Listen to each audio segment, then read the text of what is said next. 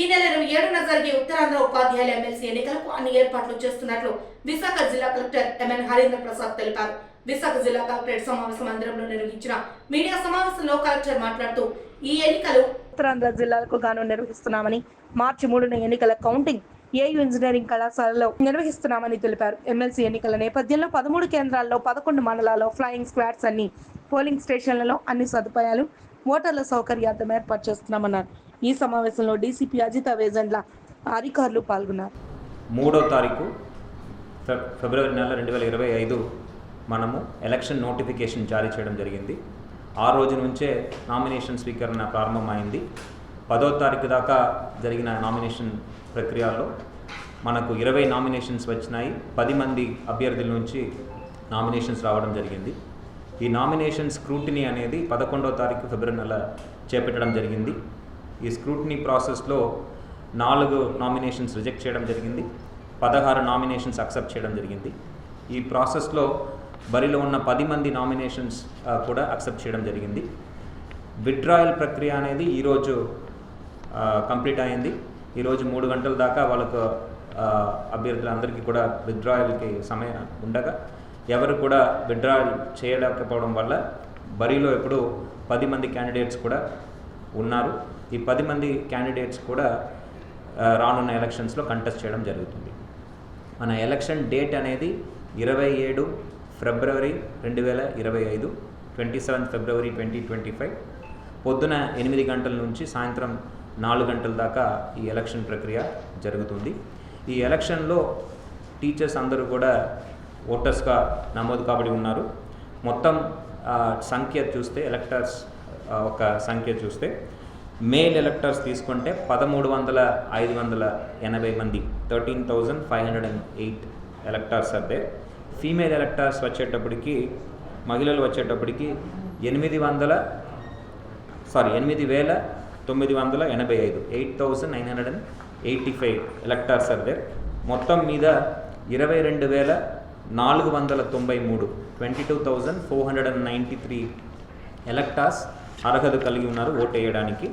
So వీళ్ళందరూ కూడా 27వ తారీఖు ఫిబ్రవరి నెల మార్నింగ్ 8 నుంచి సాయంత్రం 4 గంటల దాకా మనము నోటిఫై చేసిన పోలింగ్ కేంద్రాల్లో వాళ్ళ యొక్క ఓటు హక్కుని వినియోగించుకోవడం జరుగుతుంది.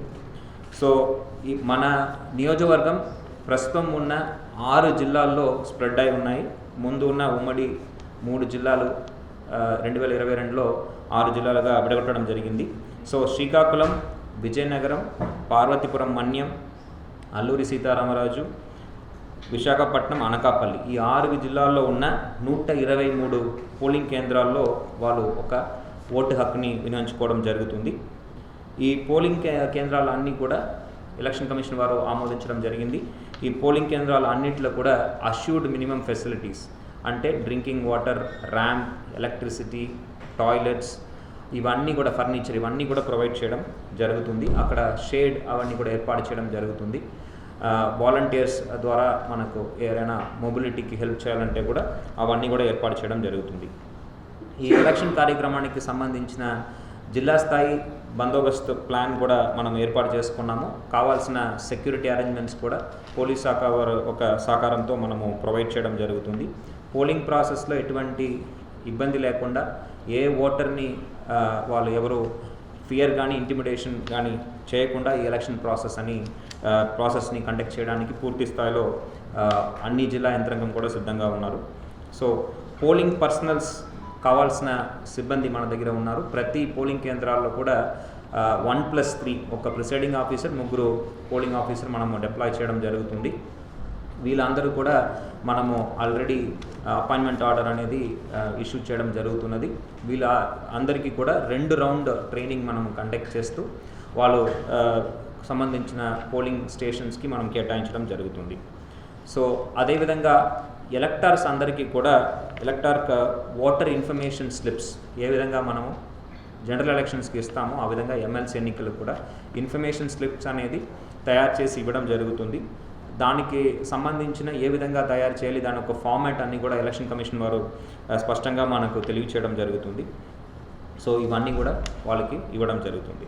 అదేవిధంగా ఇక్కడ స్లిప్స్ పంచినప్పుడు స్లిప్స్ తీసుకోలేని వ్యక్తులు absentee shifted and duplicate cases ఏదైనా ఉంటే కూడా ఆ లిస్ట్ కూడా తయారు చేసి పోలింగ్ సిబ్బందికి ఇచ్చి పంపడం జరుగుతుంది.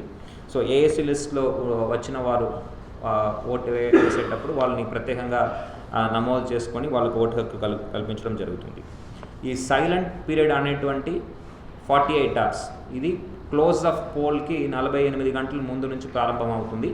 మనకి close of poll is on 27th of February 4 PM కాబట్టి 25th February 4 గంటల నుంచి ఈ సైలెంట్ పీరియడ్ అనేది స్టార్ట్ అవుతుంది. ఈ సైలెంట్ పీరియడ్లో ఎటువంటి ఎలక్షనీరింగ్ ప్రాసెస్ ఏమీ జరగడానికి అవకాశం లేదు. సో ఇది ఆల్రెడీ కంటెస్టింగ్ క్యాండిడేట్స్తో ఒక సమావేశం ఏర్పాటు చేసుకొని వారికి వివరించడం జరిగింది. సో పోల్ 27 జరుగుతుంది. కౌంటింగ్ ప్రక్రియ 3వ తారీఖు జరుగుతుంది. 3rd of March 2025 it will start from 8 AM. మనము కౌంటింగ్ సెంటర్ ప్రపోజల్స్ అన్నీ కూడా ప్రతిపాదనలన్నీ కూడా ఎలక్షన్ కమిషన్ వారికి పంపడం జరిగింది. ప్రస్తుతానికి ఇది ఆంధ్ర యూనివర్సిటీ ఇంజనీరింగ్ వింగ్లో ట్రిపుల్ ఈ బ్లాక్ ఇంజనీరింగ్ కాలేజ్లో ట్రిపుల్ ఈ బ్లాక్లో మనము ఏర్పాటు చేసుకోవడం జరుగుతుంది. సో దీనికి సంబంధించిన ఆమోదం రాగానే దీనికి పూర్తి వివరాలు అందరి క్యాండిడేట్స్ కూడా ఇవ్వడం జరుగుతుంది. సో ఈ ఎలక్షన్ ప్రాసెస్లో ఎలక్షన్ ఏజెంట్ అపాయింట్ చేసుకోవడానికి అవకాశం ఉంది. అది కూడా కంటెస్టింగ్ క్యాండిడేట్స్ వివరించడం జరిగింది. అదేవిధంగా పోలింగ్ ఏజెంట్స్, కౌంటింగ్ ఏజెంట్స్ కూడా ఎటువంటి వ్యక్తులు వాళ్ళు వేసుకోవచ్చు, ఎవరు వేయకూడదు అనేది కూడా వాళ్ళకి స్పష్టంగా తెలియచేయడం జరిగింది. సో ఈ ఎలక్షన్ ప్రాసెస్ని మానిటర్ చేయడానికి మొత్తం మనము విశాఖపట్నం జిల్లా తీసుకుంటే మొత్తం 4 సెక్టార్స్ మనం ఏర్పాటు చేసుకోవడం జరిగింది. 4 రూట్ ఏర్పాటు చేసుకుని ఆ రూట్లో ఉన్న పోలింగ్ స్టేషన్స్ అన్నీ కూడా ఈ సెక్టర్ ఆఫీసర్స్ మనం మానిటర్ చేసుకోవడం జరుగుతుంది పోలింగ్ రోజున. అదేవిధంగా 13 పోలింగ్ కేంద్రాలు మన దగ్గర ఉన్నాయి, పోలింగ్ స్టేషన్స్. వాటికి అన్నిటికీ కూడా ప్రతి పోలింగ్ స్టేషన్లో ఒక బూత్ లెవెల్ ఆఫీసర్ నియమించడం జరుగుతుంది. మైక్రో అబ్జర్వర్స్ కూడా కేంద్ర ప్రభుత్వ శాఖ నుంచి వాళ్ళు ఒక సిబ్బందిని మనము వేయడం జరుగుతుంది. ఇదే కాకుండా మనము వీడియోగ్రఫీ అండ్ వెబ్కాస్టింగ్ అన్నీ కూడా చేపట్టడం జరుగుతుంది. సో పూర్తి స్థాయిలో ఫేర్గా, ట్రాన్స్పరెంట్గా ఈ ఎలక్షన్ చేపట్టడానికి మనము చర్యలు అనేవి తీసుకోవడం జరుగుతున్నది. సో ఫ్లయింగ్ స్క్వాడ్స్ ఆల్రెడీ మనము ఏర్పాటు చేసుకున్నాం. 11 మండలాల్లో ప్రతి మండలానికి ఒకటి అని ప్రతి మండలంలో ఒక ఫ్లయింగ్ స్క్వాడ్ ఏర్పాటు చేసుకున్నాము. అదేవిధంగా ఎంసీసీ టీమ్స్ కూడా వైలేషన్స్ లేకుండా మనం ఎంసీసీ టీమ్స్ కూడా ఏర్పాటు చేసుకోవడం